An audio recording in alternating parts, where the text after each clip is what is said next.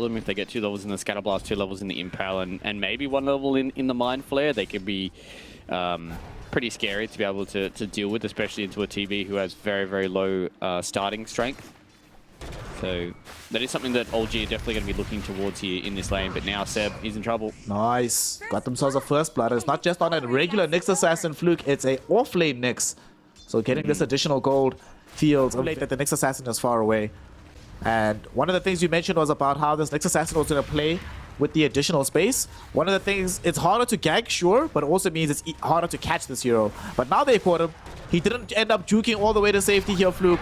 He will get punished for this one. The jump comes in from Aramis with the Fire Snap cookie, but that might have just only doomed the Snapfire. They have a Conjure Image, but no reflection for another 10 seconds.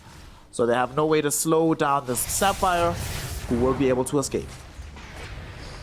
Yeah, he had a big wand as well. He's going to try and kill Topson one more time here with Ponlo, but I think Ponlo may be the sacrifice. Surely Ponlo dies here. Yeah. Like, surely. Dude, he's doing... Oh, no, he's actually going to do it. Dude, I was talking to you about this build before the game. The double bracer on Void Spirit. I think he's actually going to do it. It looks like it. It's pretty good.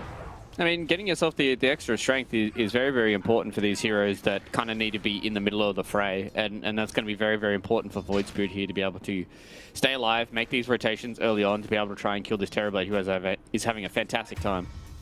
Yep. His times get even better right now as he's involved in an assist. They bring down Aramis. Hanskin is the one credited with the kill, but Charlie gets an assist. Bro, 51 CS and involved in 4 kills. He has 4K net worth at 8 minutes into the game. And mid, they're jumping onto Thompson right now as well. They should be able to find that grab as Chuen finishes off this Void Spirit.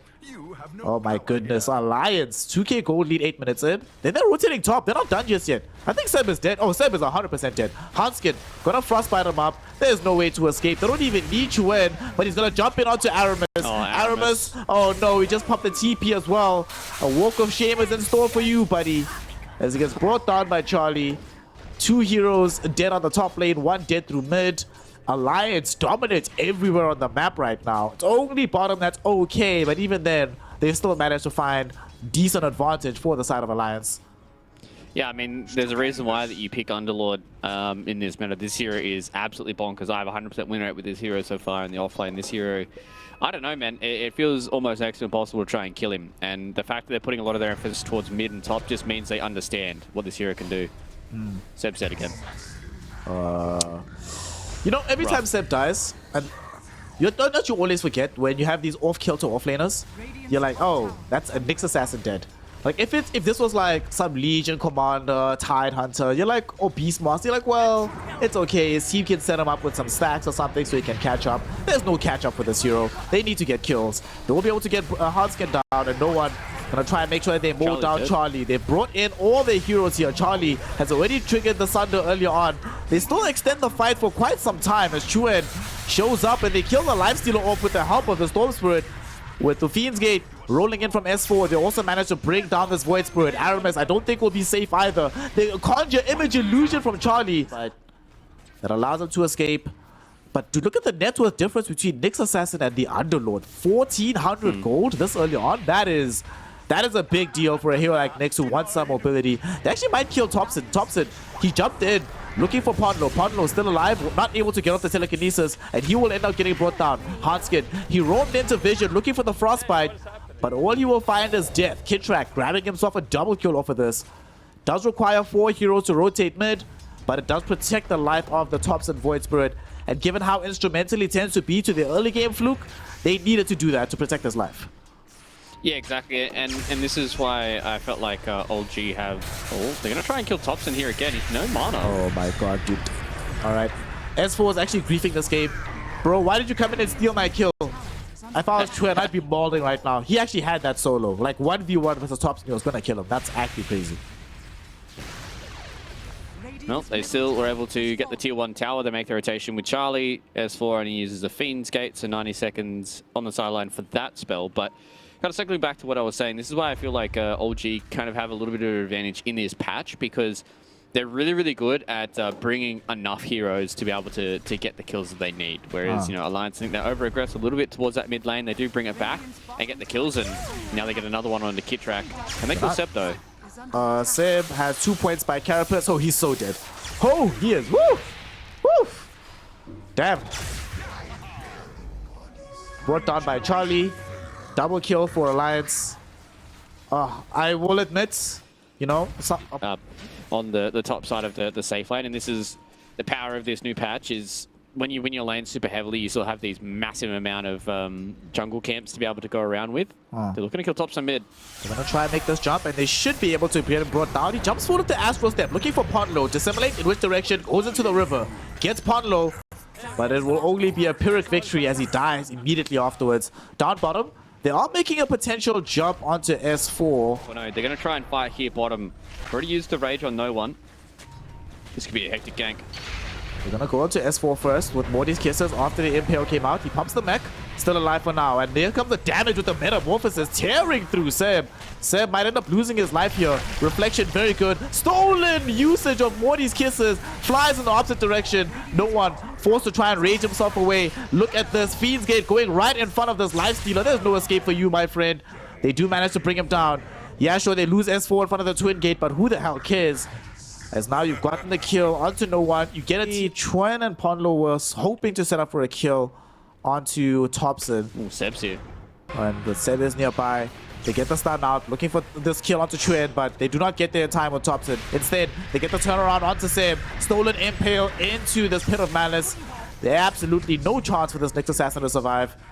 And well, Seb, we are getting a masterclass as to why we don't necessarily see Nyx in the offlane anymore. As Aramis also gets brought down.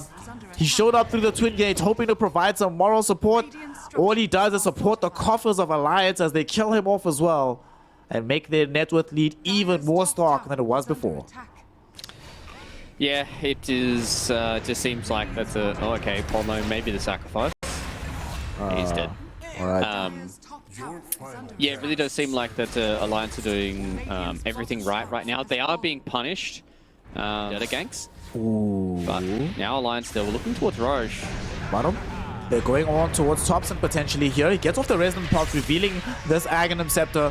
Will pop the Illusion Wound as well to get himself out of the Pit of Malice. Chuen still chasing. Only able to get the Remnant back onto Kitrak. He's out of mana on the Storm and he will end up dying to these Morty's kisses. Chuen, first casualty of this fight. Will take the Enchantress down with him though. Charlie now wanting to turn around with the Eye of Skadi. The Fiend's Gate has expired, so they have to fight this head on. Seb looking for multiple heroes to catch with the Impale as it comes back on cooldown. Only going to be able to fight, well, nobody just yet. He's really waiting for this. Catches only the TB, but TB still has Sunder and Metamorphosis. They go on to Rubik, bring him down. It's a 2-for-1 at the moment. Hanskin, can he juke his way to safety is the question. Gets towards the Tier 1 tower, but that's not necessarily safety because they have the Impale. 1 more second, they find the stun. Bit of Malice was there, but not going to be enough. Hanskin brought down by the Radiance Burn of no one. It's a 3-for-1 affair in this bottom lane, and Alliance finally find themselves on the risk. But these fights are very, very important for OG to be able to come back in with a bit of network. They're fighting again, though, down in this bottom lane. They get, oh, beautiful. Pit of Malice with the 2-hero telekinesis. But an even better stun comes in from Seb. He's delaying this fight right now. But it seems like nobody in his team has any interest in helping himself or Aramis out. As Seb gets brought down by Hanskin, Aramis follows him into the grave. They did buy enough time for Thompson to say, all right, boys, see ya. I'm out. I'm just going to take the Twin Gate. But with Bush, yeah, it's just gone. And they still have full HP on all these heroes. They could still try for more here. They're thinking about it. Nice little stun onto Charlie. Kitrak, he doesn't have a TP either. Yeah. The courier's coming in to deliver it to him as they get the jump onto Chuen. At the same time, though, Thompson getting jumped on and Thompson getting killed off. He is gone. Does have buyback, though. At the same time, jump forward by Chuen. Looking for Seb. Will be able to pick him up. They just want as many kills on the Storm Spirit as humanly possible. Charlie is credited with the kill on the Nyx. But the priority target is going to be this lane of Rax as they pick it up pretty much for free. We see through middle, no one trying to force back this wave. But they still have creeps inside the base. So they have no protection through backdoor. And Chue just jumps onto Kitrak as soon as he came back, as soon as he's killed off. And that is now a 3v5 to try and mount the defense of this mid lane. No one. He has his radiance on here, Fluke, so he might be in an awkward position. Okay, just turned it off. Behind these heroes. They know that he's there, though. They know where he's at, but do they care? They finish off this melee Rax. They're jumping onto no one. No one forced to pop a rage, but still going to end up dead. Oh, God. They will be able to bring down the rage Rax as well. Aramis dragged back in by Chuen. Chuen serves him up on a silver platter for Charlie to take down. And with all these heroes just bleeding away their lives, and the fact that there's no buyback on Lifestealer, this is going to be mega creeps. Chuen still does have Aegis for a little bit longer. 7 more seconds. Will he die in that duration? Not just yet. Seb gets himself brought down. We see the jump in with Thompson. Thompson wants this kill. The Aegis does expire, but they still find the kill first onto Thompson. Aramis not going to be enabled to bring down Chuen as he dies as well. Ponlo, he's the one with the stolen Morty's kisses, raining them down over OG. They won't find anything though. But Alliance, they dark drifted back, but here they return, looking to ensure that they can end out this game. Thompson jumping this way and that with the Disseminate. Not going to be good enough though. He gets caught in the Pit of Malice, dragged back in, and they will be able to bring him down. No buyback for the Void Spirit. Lifestealer comes in. He at least wants 1 kill. I don't even think he's going to find that. And Alliance, I don't know what miracles you have in your back pocket, Fluke, but I don't think any of them is going to help OG at this point. It seems like game 1 should be going the way of Alliance, unless they can win this last fight. Beautiful 2-hero impale coming in from Seb. It enables them to kill S4. Now they want Ponlo as well. He is dead too. Alrighty. They defended the melee racks as well. Charlie, can he get himself out of here? Oh, nice little cancel on the Hurricane Pike, enchanting him during the animation. So it cancels out the 4-star, kills him off. And Alliance will end up losing 3. It's why I'm saying that, like, I don't think you can call games this early anymore in this patch because of how easy it is for you to just have this massive net worth swing, and especially the kill S4 here too. Yep. S4 should end up dead here. Bit of Malice will be dropped down. No one will chase him with the raise. The question is, will no one escape with this one as well? Chuen jumping in. They want no one. They want the real target here. Lifestealer is the big prize. Metamorphosis popped by the Terrorblade. They will not be able to get him out with the Fire Snap Cookie. And he ends up dead. 72 seconds. No buyback for the Lifestealer. They're going for a further chase here. Ponlo stole away the Aether Remnant. But his Blink still on cooldown for a further 4 seconds, so can't give further chase. And of course, Storm Spirit running out of mana. Okay, pretty big pickup onto no one there. I don't think they can push before he has respawn and or before meta is on cooldown again for Charlie, but still nice to see from the side of Alliance. And they're actually gonna fight more. Chuen, he's out of mana. He might be in a bad place here. Only has 600 left, but they have so much damage. Seb, the meager amount of disable they have is more than enough time to kill him off. He buys back though, returning onto the outpost. They jump in, they kill Ponlo. And the TPN from the next assassin. He's here to ensure that Alliance have absolutely no hope of progressing forward in this fight. So. Exactly. They're not going to let this one go for free. There is a Watcher on the side of OG, so they know what's coming. Very quick destruction on the Watcher. Thompson. Oh, the backstab. He's infested into right now. Wants to find a target. Lift back onto Ponlo at a critical moment. They jump in, but they've caught Thompson. Thompson, does he have a way out of this? Absolutely not. He is dead. Down to rights. No buyback either. They're going to be going on to no one, who's soon going to find himself joining his compatriot. Zip that way, zip that way. Chuen zips every way. A Ravage comes in from Seb. 4 heroes caught in the Impale, but it's not going to make a difference. The Fade Bolt from Ponlo still brings them down. And now they Fade Bolt, or they use the Dark Rift, or Fiend's Gate, whatever the hell this spell is called. They go into the Radiant base right now. They want to try and finish this game, Fluke. They force a buyback out of this Lifestealer, but they know there's nothing left in the tank. That's it. GG, well played. Alliance just heads up, take game number 1.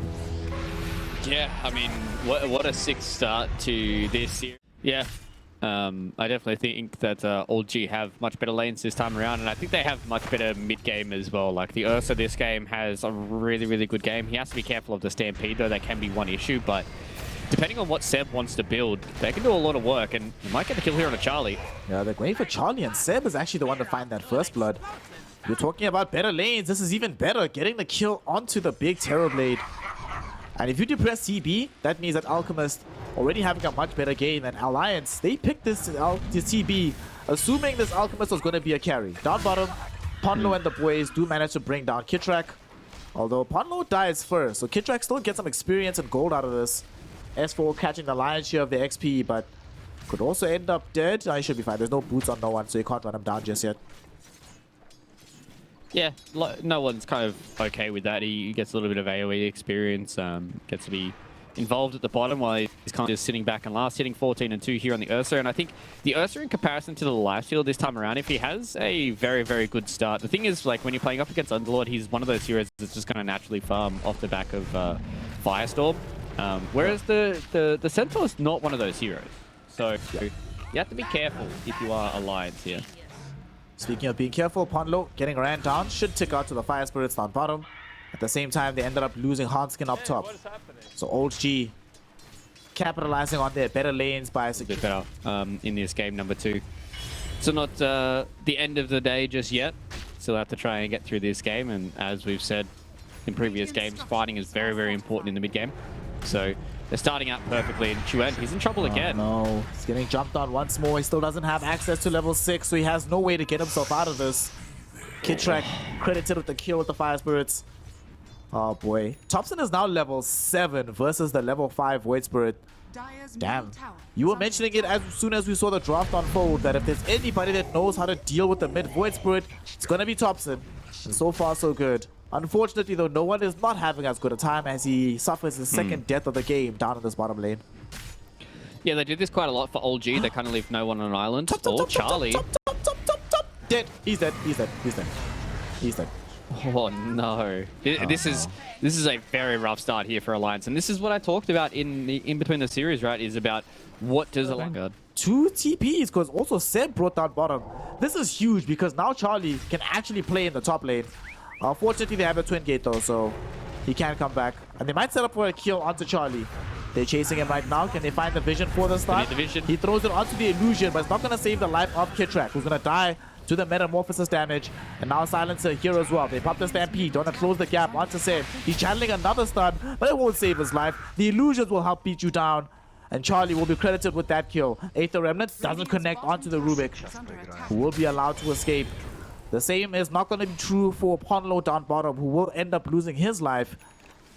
Yeah, that was very spicy there for Chuen. And you can see that the Void Spirit's still having issues at surviving in this game. S4, for us, he picked up Blink Dagger. Probably not the hero you want to be going on here, buddy.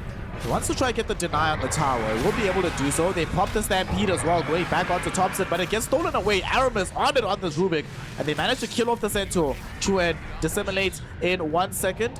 Triggers it off. In which direction is he gonna go? Not far enough away. Nice reflection from Charlie. As they turn onto Thompson with this right click damage, they will be able to bring down the Omni. Seb though finds 2 heroes with the stun. Unfortunately for him, Ponlo is here with the freezing frostbite to get onto this Alchemist.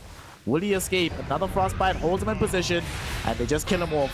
Ponlo Chuen said. looking for another freeze. Chuen does end up getting brought down by the Fade Bolt from Aramis, but Aramis will pay for this with his life as well. They go 3 for 1 on this one. And Alliance finally get to punish OG, because it feels like for the last few minutes, OG... useful for your scenario. And I do like the Echo Saber build. It gives you a lot of slow on Astral Step. But you're playing into an Alchemist and Omni Knight heroes that are able to purge off a lot of those slows.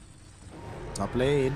Chuen, if he can find this fight, there's a lot more gold incoming. They get the global silence off. Thompson able to get it off with the early H-Grace, but unfortunately Ponlo, perfect positioning for the freezing field. He will be able to escape away from this Ursa. No one does eventually kill him off. And S4, because they couldn't kill Thompson, Thompson brings him down instead. Great counterplay option coming in from OG. And now they're stacking up for the Roshan. It's on the dire side. 3 in from Alliance. They know that they're behind right now, and they need to try and do anything they can to get back into this game. But you can just see the issues that they're having with damage. Is they just don't have the amount of damage to deal with the Ursa. They don't have the amount of damage to deal with the Omni Knight.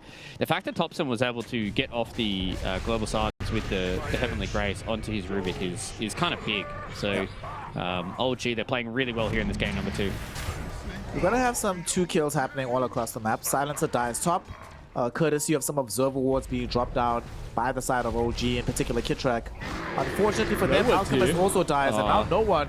He's in an awkward place. He doesn't have an Aegis, but he doesn't have a BKB for the second life. So if they can kill him the first time around, life gets difficult. Thompson will delay that happening though, but there's no way they keep him alive. At least once, maybe twice though. As Thompson is eating some right-click damage from this Metamorphosis Terrorblade. Nice little Sunray coming in from Kidtrack with the lift back. Sunder will ensure that this Terrorblade stays alive, and they turn around and kill off Thompson. the supernova. How many heroes will it stun? It only stuns the TB. Global silence. They can't follow up on that stun. They get 2 heroes inside the arcane curse. The Yule scepter will be nice, but it only sets Kitrak up to be caught in by the void spirit. Somehow though, the Rubik is still up, and Seb finds 3 heroes with the unstable concoction. Enables no one to find himself a double kill. His team to clean up 4. And Alliance have to run with their tail between without having to expend or cost yourself.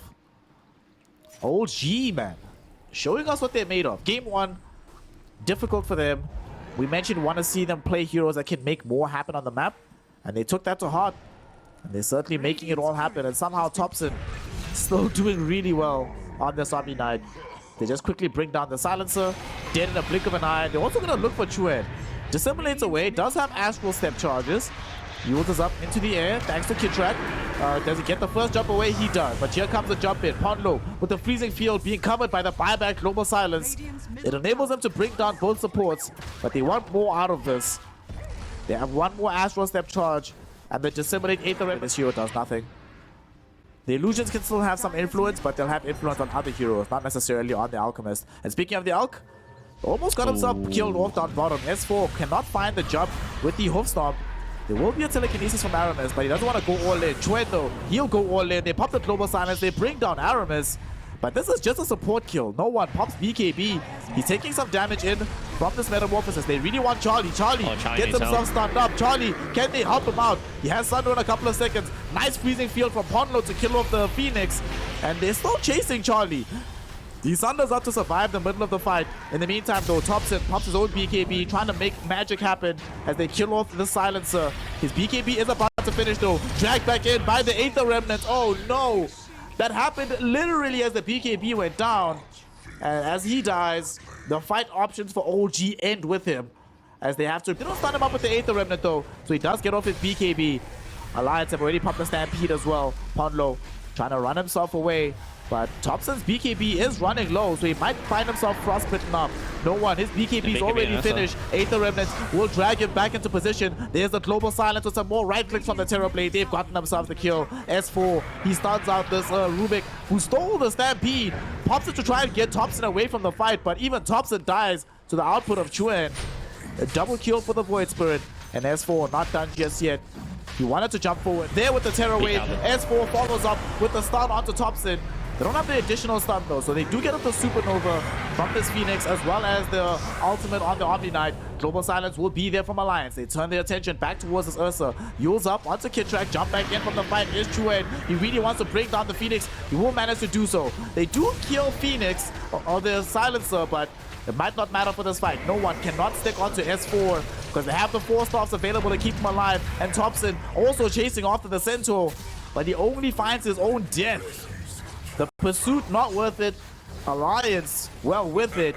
I didn't think it was going to be much of an issue, but yeah, these nullifiers were sick pickups from both Charlie and Chuen, and they are just starting to tear through these fights. Maybe they can get a good fight going their way now.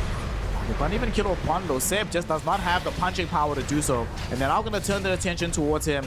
Aramis lifts himself away from the fight. Chuen will still chase him and kill him. And Seb has no such repositioning option, so he just dies. They come in with this Ursa. Cheese gets popped by Chuen to keep him alive. But Charlie almost loses his first life. Still alive. 4 stops away. Glimmer Cape on. Somehow they can't even kill this Terrorblade. Well, life number 1 is still very, very healthy from him. Chuen can easily get himself out of the fray as well.